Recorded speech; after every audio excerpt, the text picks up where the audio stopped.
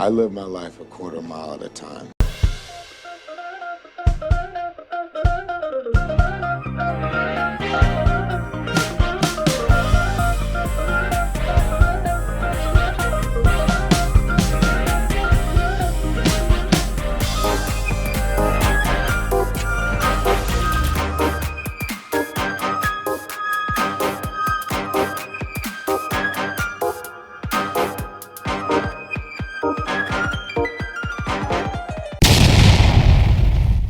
Welcome back to the Quarter Mile Podcast, ladies and gentlemen. We have a very special episode for you today. We are reviewing the newest Superman movie, the 2025 Superman that just came out for us last week. This is the first time in Quarter Mile Podcast history that we're recording a new movie, which means as we're getting into it, I just want to go ahead and say right now, a spoiler alert, if you haven't seen the new Superman movie, we're going to talk about it. This podcast will be a lot more fun for you if you've already seen the movie. And I think seeing the movie will be more fun for you if you listen to this podcast after. And if you haven't seen it, go ahead and pause now, go watch the movie, and we'll be here whenever you're ready. My normal host, our co-host, CJ, is out getting ready for a play that she's in next weekend. In replacing CJ, I have found one of my good friends who, in my opinion, is the biggest Superman fan, at least that I know, debatably in the entire world. And I'm very excited to have him. He's a comedian from Indiana. We're going to give him a chance to introduce himself. But I want to introduce you all virtually to Andy Imlay. How are you doing, Andy? Hey, we're doing great, Drew. How are you doing?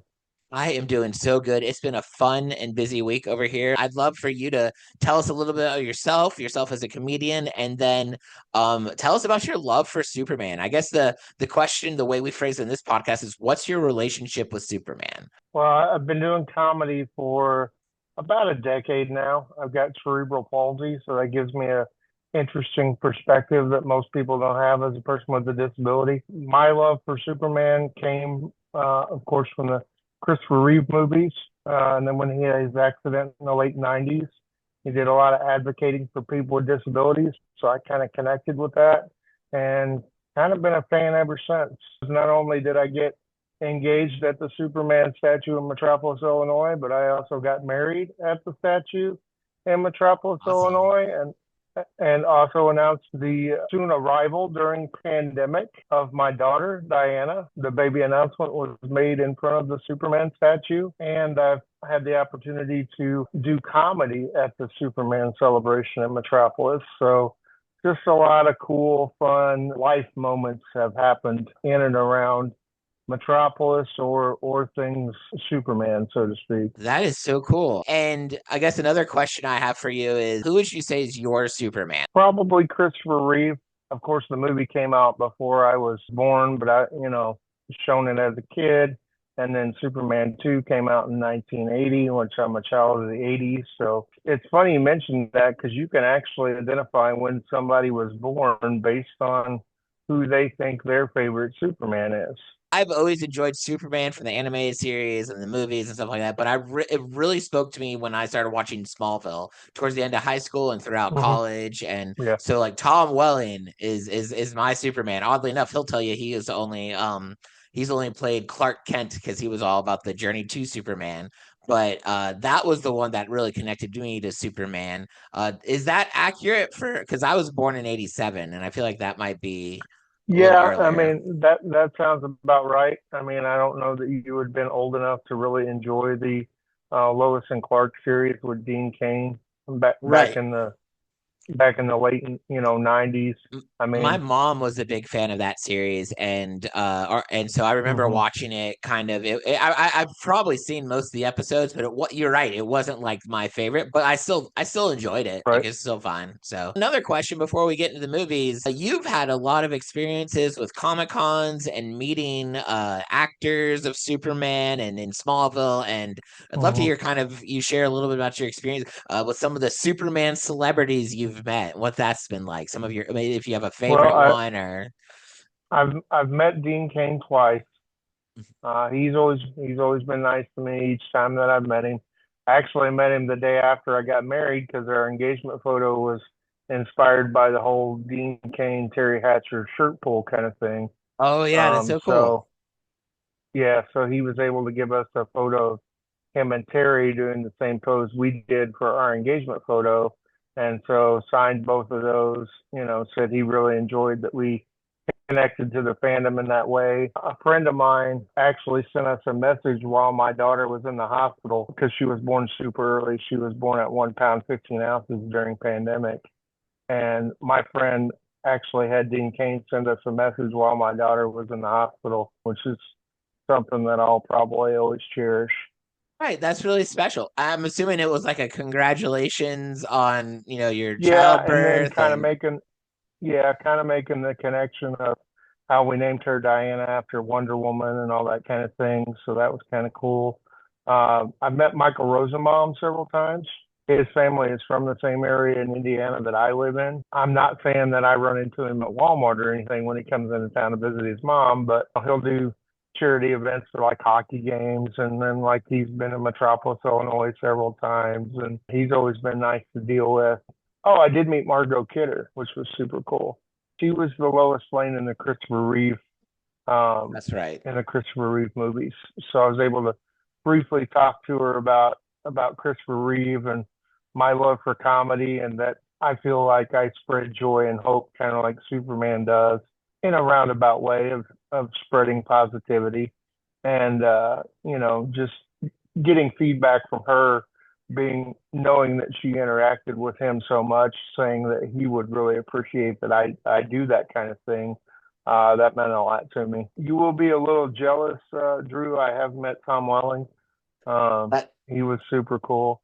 It was I Michael Rosenbaum and him that did a Smallville Nights thing over in Metropolis one year, and yeah, they were all behind plexiglass because COVID was still kind of a thing that people were afraid of, and they were about to do an international tour, but I came up and Tom was like, no, and came absolutely around the plexiglass, knelt right down beside me, like hugged me, like it was pretty cool. that is awesome. Let's get into this movie overview.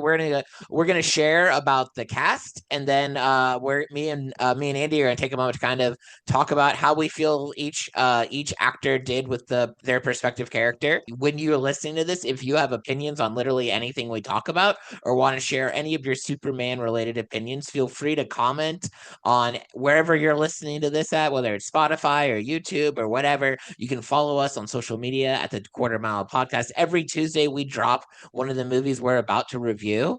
And we give you space to give us your opinions, your hot takes, or whether you liked it or not. And then later, we always end our podcast, and we'll do the same in this episode. We share people's opinions that comment about it. So anyway, so this movie came out last week. It's literally the first current movie we're doing at the Quarter Mile Podcast. So Superman came out in 2025, is directed by James Gunn. The actors, the cast, we have David Cornsweet as Superman, Nicholas Holt as Lex Luthor, Skylar Gisondo as Jimmy Olsen, Rachel Brosnan-Hanman. I don't know how to say her last name, but she played Lois Lane. Eddie Gath Icky played Mr. Terrific. Nathan Fillion, Green Lantern.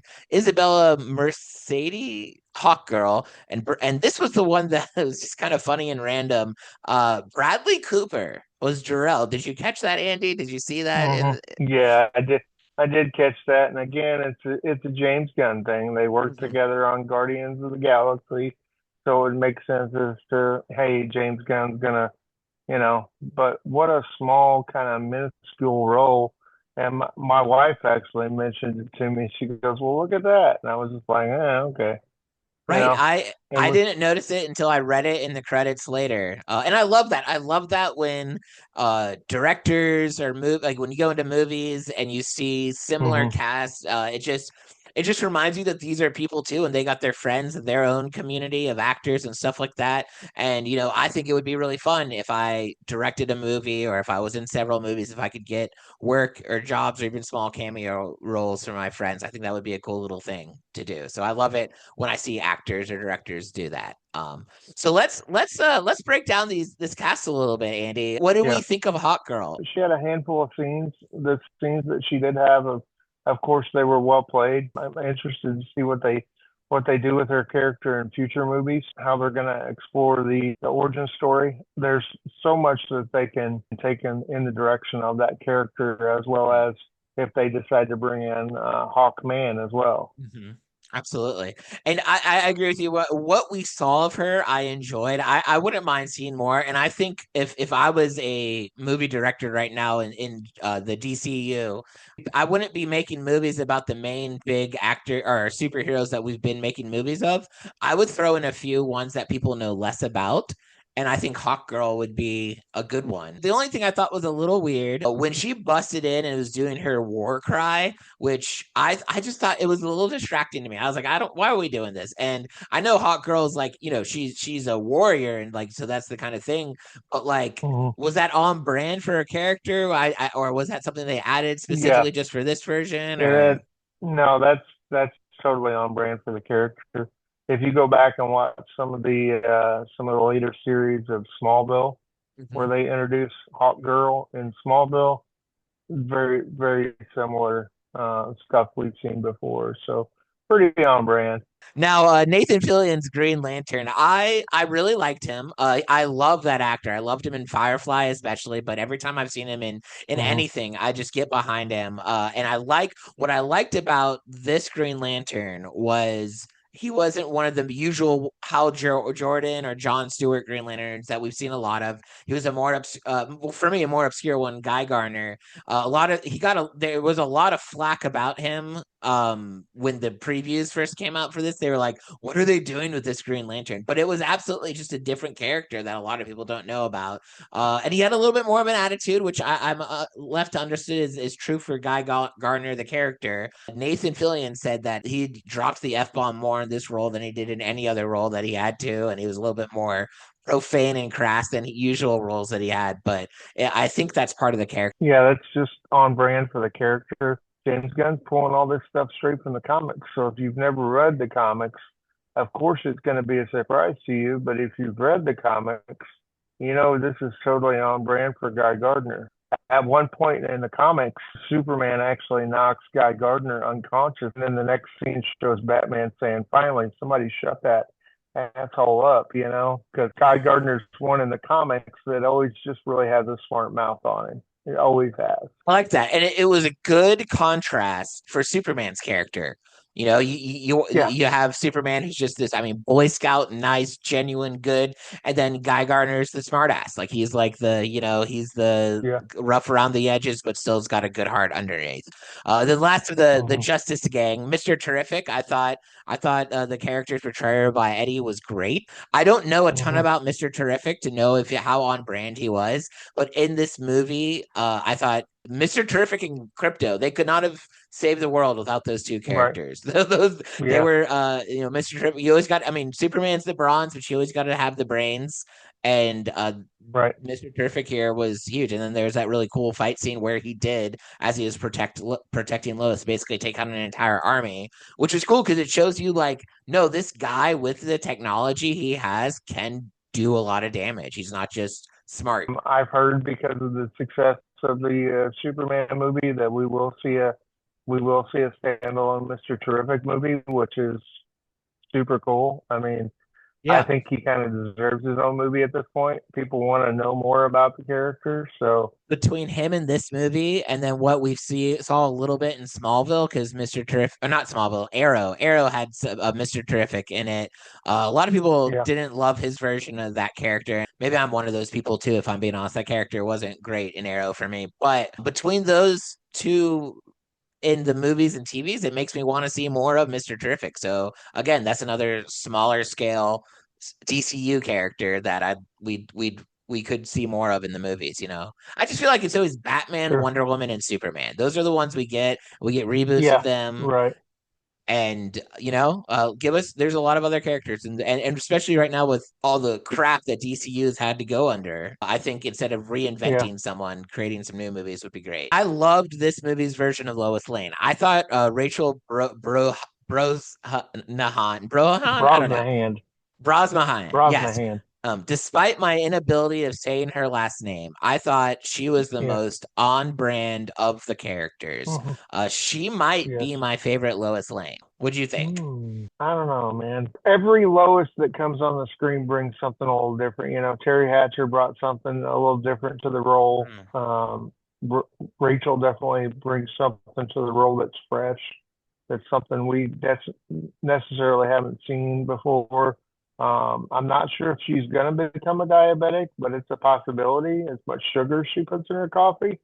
I don't know Yeah, if you caught that absolutely. scene. Yeah, Yeah, that was yeah. great. I Yeah. was just like, geez, yeah, totally on brand with that. Some of the subtle things that we saw in her apartment when there was that scene between her and Clark slash Superman and the whole interview scene there in the beginning of the movie, that was really cool. Yeah, so that was let's talk about that scene for a bit because I have mixed feelings about that scene. At the beginning, when I first saw it, I didn't love that scene.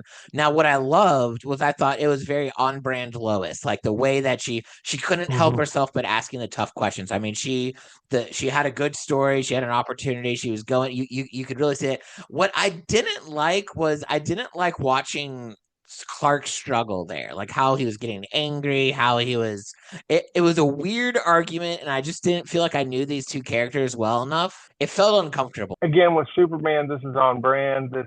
This Lois and Superman interview thing. The first movie in '78, I spent the night with Superman. It was the whole big thing. Of course, they've got to do this to establish the relationship between Clark and Lois. And in this movie, we're seeing them kind of already 3 or 4 months into the relationship at this point. I did like that. Usually in the movies, we see them before they become a romantic couple, where she doesn't know the secret, or like later or in some anime series, like they're already established. It's been a while. This was a unique take of they're just starting to get together. We get to see them say "I love you" for the first time, so they're pretty. And maybe that was part of Hmm. the importance of that scene is that argument was what led her to like at the beginning be like, I think I'm going to break up with him. But then because of the conflict in the movie and the stuff, she realized at the end, like, oh no, I love him. I did like that in this movie. We saw her reporter side really well, but we also saw like she when he was in trouble, she went and found the Justice Gang. She went with Mr. Terrific.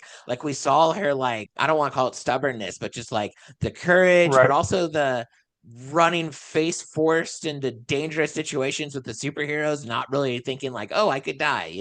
And I think Yeah. that's on brand for Lois. Now, Skylar Gisondo played Jimmy Olsen, and I'll be honest, I thought he was good in this movie, and I thought definitely his character progressed the plot with his relationship with, I guess it was maybe that was their version of Tess or That was their version of Eve Tessmacher. Steve Tessmacher, yes. And so he Yeah. was significant to this movie. I personally didn't like his take on Jimmy Olsen. When I think of Jimmy, I think of like the Smallville one and some of the ones we've seen in the cartoons, just, Superman's best Yeah. pal, this cheesy, happy go lucky guy, optimistic. And this one, even though it was good for the movie, he kind of seemed a little douchey. Like he kind of seemed like a frat bro version of Jimmy Olsen. Yeah, and Um, I feel like this is for the younger audience, maybe that yeah. we need some younger, for the younger girls that may be watching the movie, the younger teen girls, they need somebody to kind of fangirl over other than Superman, and so they bring in this Jimmy Olsen, and so I thought it was kind of weird to make Jimmy sort of a chick magnet, Yeah. that was kind of odd, but I mean it worked for his character. And that's the thing is even though it wasn't naturally what I think of Jimmy Olsen as I was watching the movie, I was like, it works in this movie. It's good for him. I learned later that the actor at first started like kind of researching Jimmy Olsen, but then there's like so much material, so he just kind of stopped. And James Gunn was cool with it. He's like, look, you're the Jimmy Olsen of this movie, so do it the way that you feel like you should. And I think all the actors Hmm. did that very well, and you could see that. So like he was fine. He did good for the movie. Nicholas Holt, I think, was an amazing Lex Luthor. I mean, I think he captured it so well. We've talked about how Michael Rosenbaum's my favorite Lex Luthor, but if we're Hmm. excluding TV shows, this might be my new favorite Lex Luthor. I thought he was a really good bad guy. He definitely made you hate him. My wife actually left the theater. She was like, "Man, he was just like just disgusting, just downright. You know, I hate the way you breathe. I hate the way your hair looks, and you're stupid. Just hating every little bit of Superman, no matter what.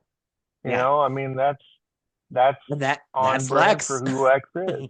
Yeah, Yeah. and a lot of people who maybe don't know this character as well will say that like towards the end he just seemed too manic for Lex Luthor. But if you like watch No. anything animated, if you've read any of the comics, Lex Luthor is always cool, calm, and collected when he's in control, and then when things go south, Hmm. he always loses his shit. Like I mean, that's where because Yeah. that's when you see the Yeah. real evil behind the billionaire Right. mastermind kind of thing. And so I thought, and I thought, Hmm. I thought that was maybe something in Lex we hadn't seen in movies yet, but he did a real good job of capitalizing that. And And did you know Nicholas Hoult actually auditioned for the role of Superman?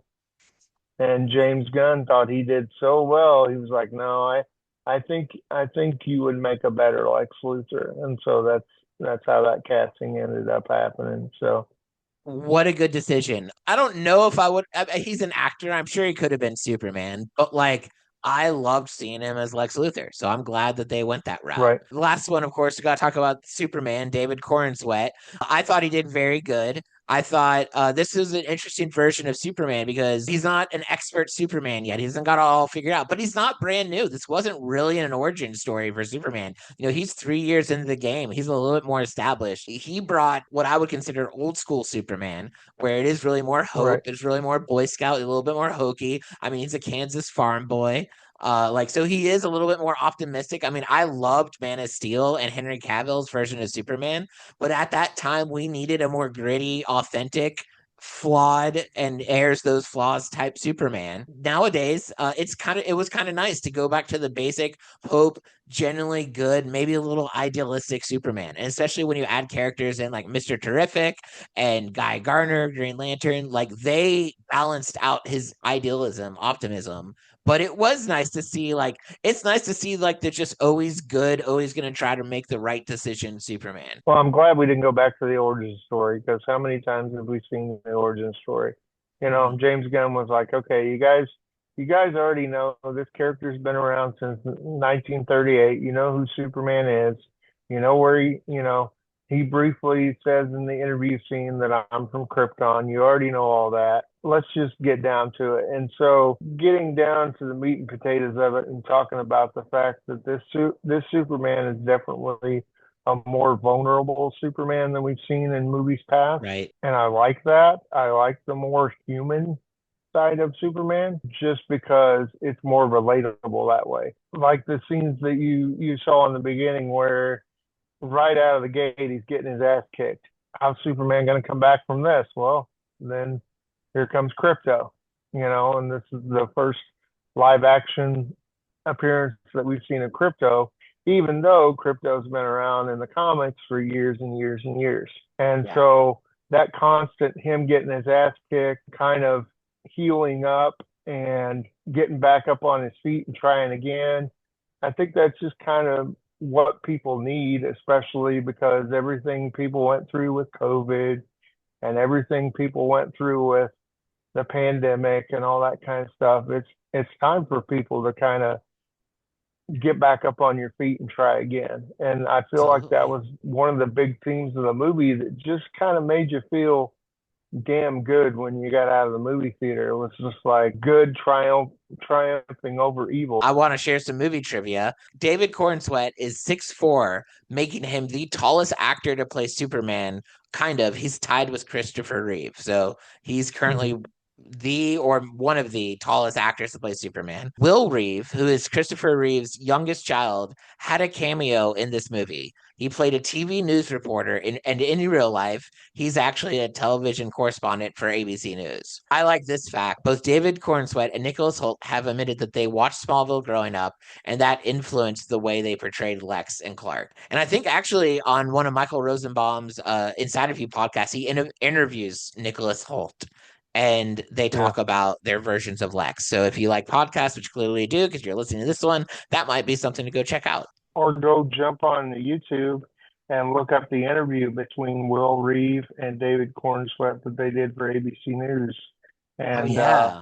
yeah, that's like a half hour long, and that's just chock full of cool stuff because another fun thing is David Cornsweet and Christopher Reeve both studied at Juilliard. Very So cool. I'm gonna go check that interview out because I had not seen it. So that's a good idea. And then here's my favorite random kind of dumb fact. Patrick Schwarzenegger auditioned to play Superman, and coincidentally, he didn't get it, obviously, but coincidentally, his father, Arnold Schwarzenegger, applied to be Superman for the 1978 showing. And that's interesting to me about thinking of a reality where Arnold Schwarzenegger is Superman. Can you picture that, Andy? yeah, that's man, I don't know. I've heard Clint Eastwood was up for the role at one point. I heard Robert Redford was up for the role at one point. So we have another AI plot summary for you all. This one, like I was saying earlier, I was really impressed with Lex Luthor's character in this movie. So I thought it'd be fun to give a plot summary to Superman 2025 from the perspective of Lex Luthor. And again, we've already dropped many spoilers. If you haven't seen the movie and you don't want me to spoil the plot, this would be a great time to pause and come back after you see the movie. Here's our AI plot summary from the perspective of Lex Luthor. Here's the real story of the new Superman movie, as told by yours truly, Lex Luthor, genius, billionaire, and the only man brave enough to call out the alien in a cape. 3 years ago, an extraterrestrial named Kal-El crash landed on Earth and decided to play dress up as Superman. Raised by corn-fed Kansas folk, he masquerades as a journalist while moonlighting as a flying demigod. Cute. But I thought I saw through the facade. You don't get to be humanity's savior just because you can bench press a tank. So I did what any responsible patriot would do. I investigated. And what did I find in his Fortress of Solitude? A hidden message from his real parents, Jor-El and Lara, telling him to conquer Earth and repopulate Krypton with a harem. That's right, the Golden Boy was programmed to be a tyrant, and I simply revealed the truth. So, I created Ultraman, a clone of Superman disguised as the Hammer of Boravia. He beats Superman in public, making the world question their hero. I manipulated a war between Boravia and Jar-Enper, all while backing Boravia in exchange for half of their territory, of course, because real estate is everything. I stole the Kryptonian message and broadcasted it globally. Superman's reputation? Vaporized. I imprisoned him in a pocket dimension powered by kryptonite and even held his dog Crypto hostage. Yes, even the mutt wasn't safe. Of course, Green Lantern, Mr. Terrific, and Hawkgirl, even Metamorpho, tried to play heroes. They helped Superman escape, and the alien fled to its mommy and daddy's farm to cry it out. Pathetic. But I wasn't done. I created a black hole over Metropolis. If I couldn't win the war of perception, I'd win the war of annihilation. Superman fought Ultraman near the black hole. He won, barely, by throwing him into a bus, being sucked into space. Then he and Mr. Terrific shut down my reactor. Crypto broke my arm. Lois Lane exposed my Baravian deal. And the government, in its infinite short-sightedness, arrested me.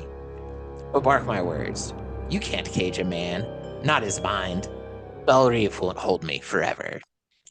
Before we get into what we think about this movie, I have some what we like to call fast fan feedback. So these were reviews given to me from friends and people on social media. Everyone who posted on my status this weekend, they all gave us good reviews. And I know there's plenty of bad reviews out there, but I only brought one of them from IMDb that I'll share as well. So here's some fan feedback. This one came from Will Clark on Facebook. He said, "I think this Superman appeals because he's wrestling with his identity. Born Kal-El, sent to dominate with the power to do so, but raised as Clark Kent." And the quote he uses, "The choices that make you. The goodness he has comes from the raising and not his alien heritage." There's also some good small things. Ma Kent yelling into the cell phone like every older parent does. Lois and him absolutely in love, but having real fights. And of course, Crypto steals the show. Before I get into the other review, I want to get into that. I absolutely agree with that statement. Crypto was the real hero of this movie. In every situation Superman got in trouble in, Crypto bailed him out from the beginning of the movie to he was the one who kind of helped get Ultraman into the black hole. And at the end, he was the one who bit Lex Luthor and got rid of the kryptonite. So if you watch a lot of the mannerisms of the dog, they are mannerisms of anybody's dog at home. Hey, Crypto, I need some help. Well, first, yeah, let me jump on you, even though you've got some ribs that are a little messed up. Let me, and if you watch when he takes him into the fortress for the first time, as the door opens, as any dog would do when a door opens, the Crypto's wagging his tail, excited that he gets to go home, and just little subtle things that they put in there, like when he first wakes up on the farm after through the kryptonite radiation, after he heals from that.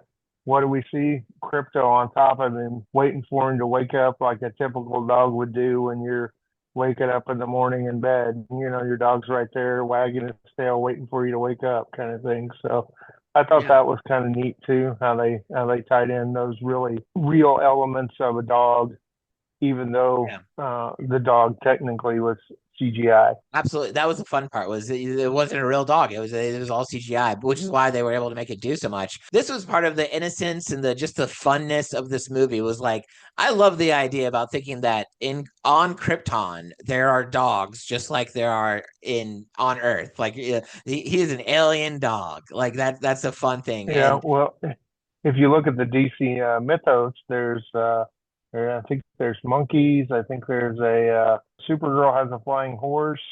why not? It's meant to be fun. I thought it was also Yeah, funny, kind of in a yeah. similar with animals themes. Like when he's seeing all the bad things that they've been doing to like mess with Superman's reputation, you see a bunch of monkeys typing on keyboards, as the trolls, the Hmm. YouTube trolls and whatever. And like Yeah. what are we supposed to think that Lex has had people taking time to train monkeys to be good enough to like like following that logic is Yeah, ridiculous. Or it, maybe they it, work for Gorilla Grodd, I don't know. well, it's basically the good symbolism that you see of people basically just mindlessly behind a keyboard or mindlessly behind a computer screen screaming hateful stuff that they would never say to your face. Yeah, Hash, absolutely. hashtag super shit. Yeah. Yeah. And I thought Oh that was yeah. funny how he said, you know how much that bothers me. I don't read that stuff. Right. Superman doesn't have time for selfies. It was very real. And that is a very it's interesting that they added that to this movie because no Superman movie ever before has had to consider when you're writing about a celebrity having to deal with like an online presence or whatever. But that was a thing that they had to incorporate with this Superman because that's very real in 2025. They definitely modernized the movie by doing that, which I thought was really cool. It really brought it to today's times. I feel like any new version of a story needs to do that in some sort of way, and I thought they did that very well. Here's another comment from Whitney Howland, also on Facebook, and he said it was nice to have a lighthearted story, just not so filled with angst.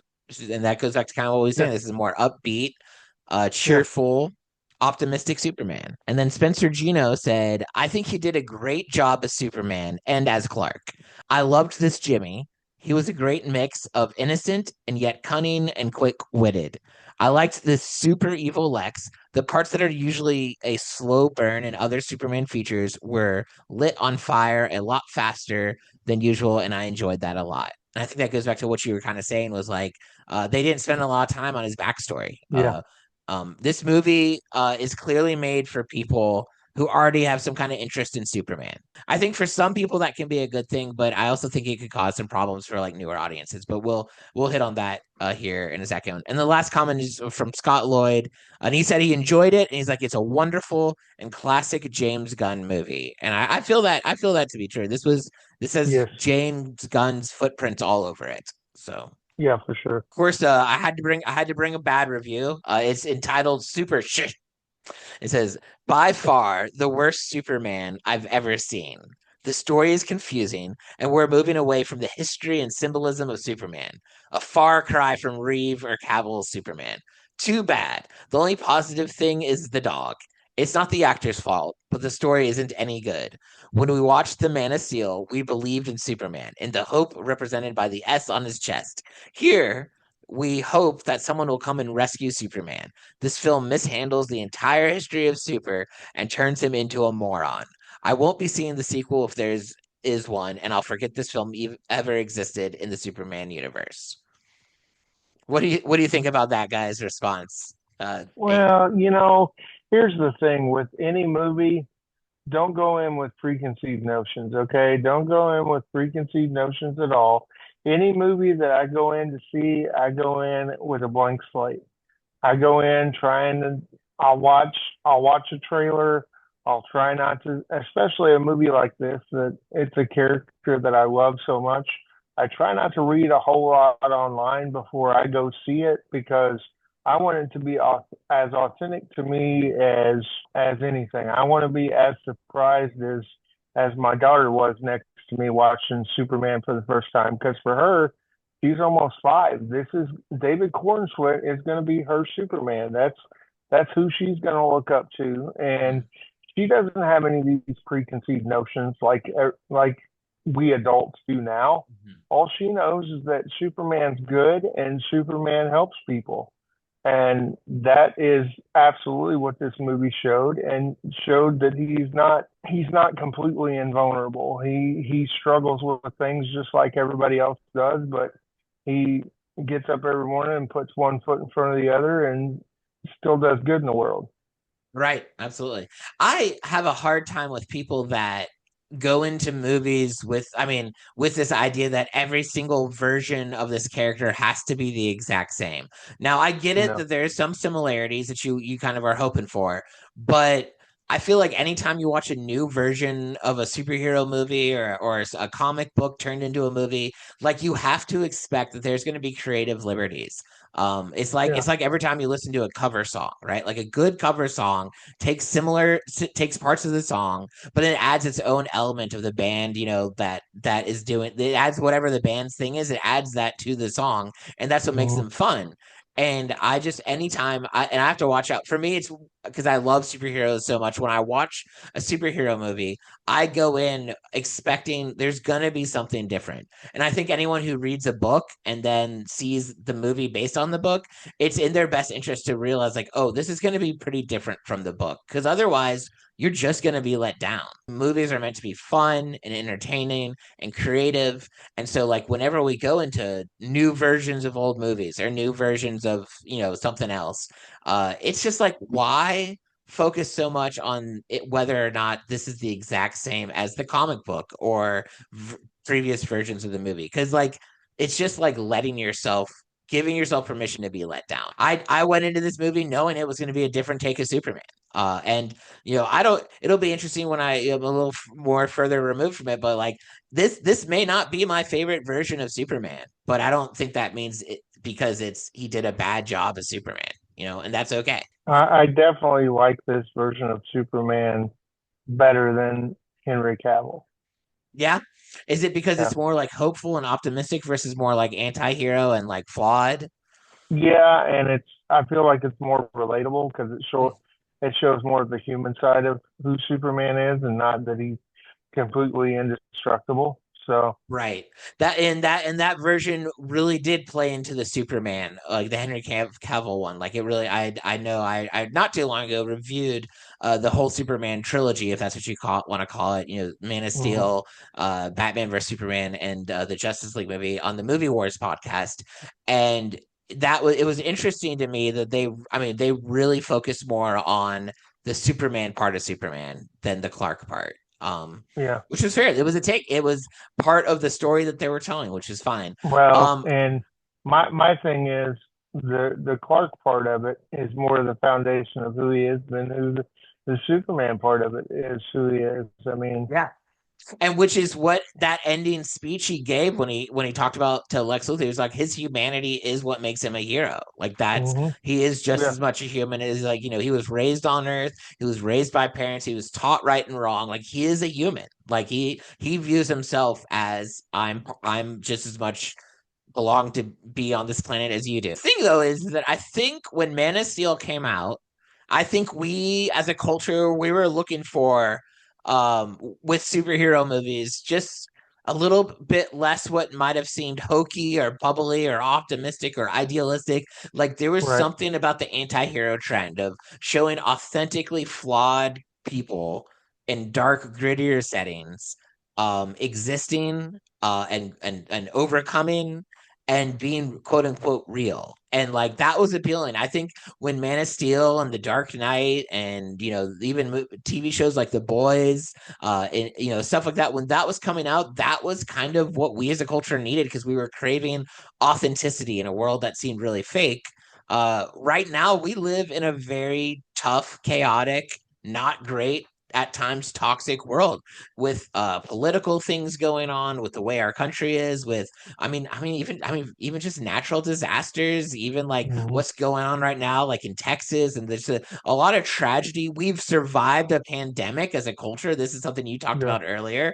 Like Yeah. we're ready for, I think we need more optimistic storytelling. Like I think we need more hope and Yeah. idealistic, like the older, what I would consider the older version of Superman, the Boy Scout, like he's Right. always going to make the right decision because it's the right thing. Like that's the kind of Superman we need. Right. And I love seeing that. That was refreshing in watching this movie. Um, you know, when I first fell in love with superheroes as a kid, there's always the idealistic, the scenario was always like they had their love interest, their main person, Lois Lane or whoever, on one side. The villain had her dangling over something, and then had a school bus full of children dangling over. And is like, okay, how are you going to save both of them? And you always knew when you watched it, the superhero was going to save both of them because he's a good guy and he's going to win. And that gives you like hope of the idealisticness of superheroes. And I Hmm. think for a while in our culture, we were wanting to grow and learn and relate to them struggling and dealing with the pain and moving past it. But right now, it's like, no, we got plenty of pain. We need some idealistic, optimism in our life too. My daughter enjoyed the movie. It was her first kind of superhero movie. I had taken her to some kid movies before that, but just kind of getting getting to see her reaction to Superman on the screen for the first time, to see her eyes light up the way they did when I saw it for the first time as a kid, really cool. And then, of course, the scene where he sends his clone to the black hole. I'll never forget what my daughter said loud enough for me to hear. She said, "Bye, I'll see you later, you big meanie." And I that love was, that. yeah, that was just kind of cute. But I figure that sets up a whole Bizarro Superman thing that we may see, Yeah. which is kind of cool. But I had another friend of mine that said every time Superman would come up on the screen and fly, there was a kid in the theater that would jump up on the seat and stick his arm in the air. So I mean, yeah, this is gonna bring a lot of people that weren't into the fandom into the fandom, and the people that are already here, it's basically like giving us a jolt of adrenaline in our veins Yeah, and absolutely. already solidifying what we already know. Didn't it feel like a little bit off that the actual message was them saying we're sending you to take over this planet? I kept waiting for part of the plot to be, it turns out that Lex Luthor had manufactured that part. It was like made up or whatever, because in every version of Superman I've seen, his parents have had nothing but love for him. They were like good-hearted people, and they were like, we're sending you away Well, to this planet to save you. But so so again, if you read the comics, this is something straight out of the comics. This was a storyline straight out of the comics that they pulled at one point. So yeah, I was hoping that it was going to come back and say that, oh, Lex had doctored the footage somehow and there was no way that it was real and all that kind of stuff. But again, a lot of this stuff that James Gunn, he pulled from several different comics hmm, throughout the Action Comics universe, because you got to think, Drew, there's 80, 75 or 80 plus years of comic book stuff you can pull from. And so, hmm, like, what do I pull from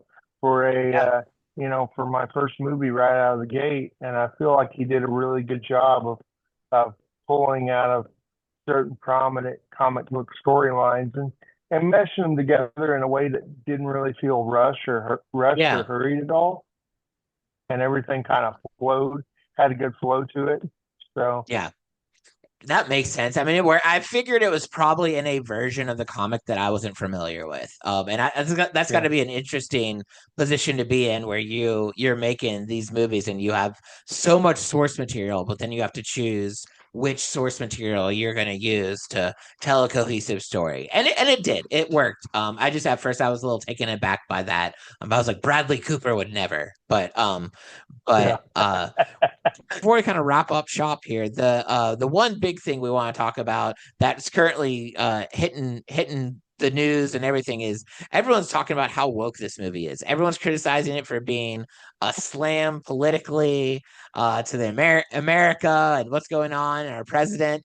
And I have a problem with that. I do. I for two reasons. One, I struggle when people use the term woke and talk about why woke bothers them, because when someone describes the qualities of being woke, it seems like they're talking to me, in my opinion, about basic human decency, where they're like, oh, we shouldn't be giving these rights to these people. We shouldn't be allowing these people to have, things that they need to survive. That they're so woke for trying to value those other people. So I already know I'm on the side that doesn't get the people that are making these problems up.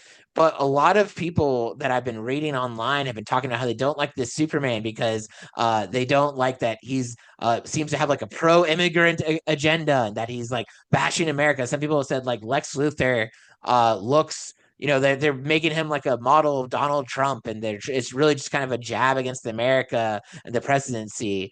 Dean Cain came out and said that in an interview, he said that he wished they didn't make it Superman and immigrant. They think that's gonna like hurt the reception of Superman. And my biggest problem with all this is I don't think those were the intentions of this movie. I think they are telling Superman plot points well, even.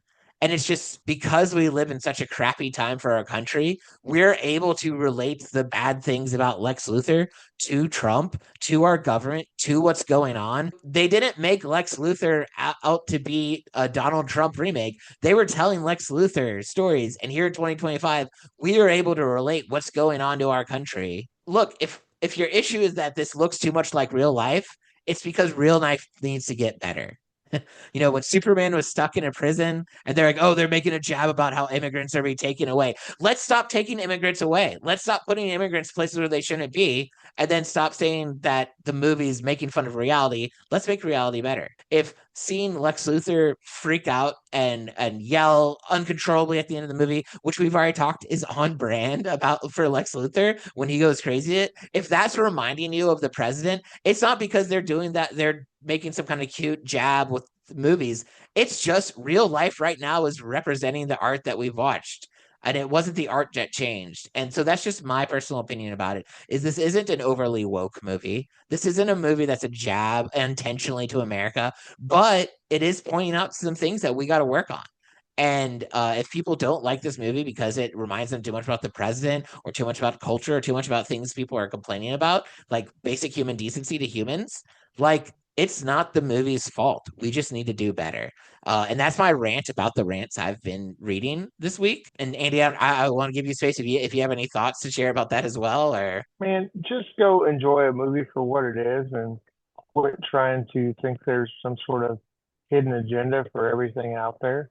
Comic book movies are supposed to be fun, lighthearted. They're supposed to make you feel good. They're supposed to make you think about things that you wouldn't normally think about. They're supposed to be able to take you away from reality for 2 or 2.5 hours or however long the movie is. Supposed to be an escape from reality. And if you're trying to somehow mesh current reality with fantasy, sounds like that's a you problem because that's not what the movie's about at all.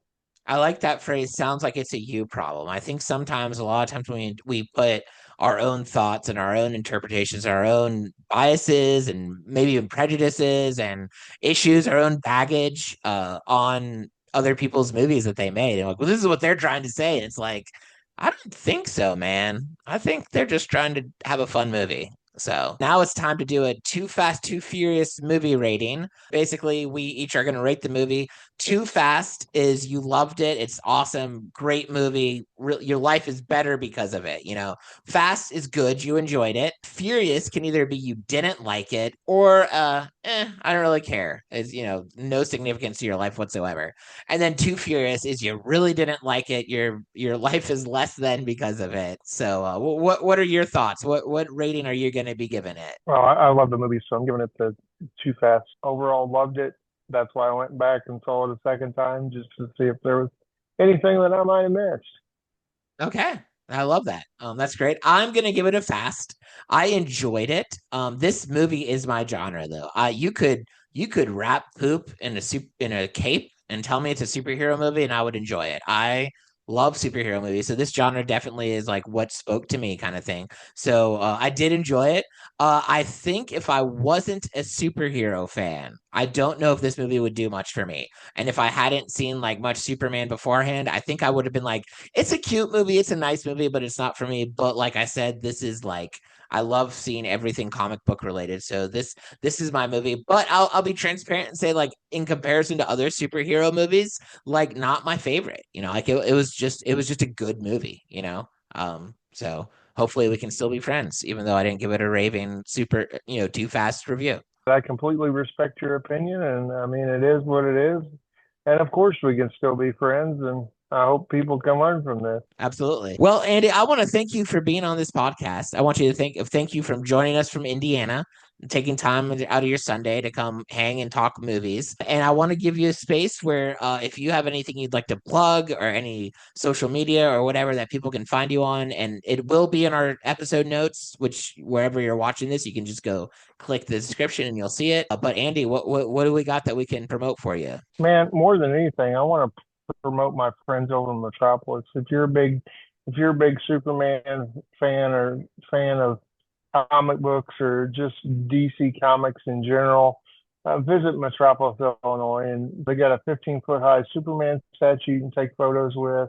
There's plenty of photo ops around town. There's a museum you can go into to see memorabilia from all genres of the Superman series, all the way from Kirk Allen in the serials to George Reeves in the 50s to Christopher Reeve in the 70s. They've got Man of Steel merchandise. They've just got new Superman costumes in from the new movie. It's just a short drive from Nashville or a short drive from where I'm at in southern Indiana. It's a great place to take your kids. It's just kind of one of those day trip things for anybody in the Midwest to kind of do. And I'm all over the place in the Midwest doing comedy, whether it be at a bar, at a church, at a convention, you name it. I'm there constantly working, constantly sharing my love of Superman, along with disability advocacy and humor on top of that, and what it's like to be a dad that loves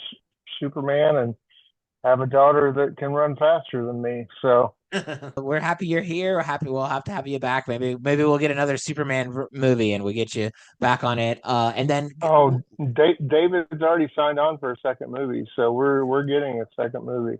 I love that. And I want to see a second movie. This movie made me want to see more, and so good. Right. In the second movie, who would you like to see the villain be? Who would you like to see Superman take on?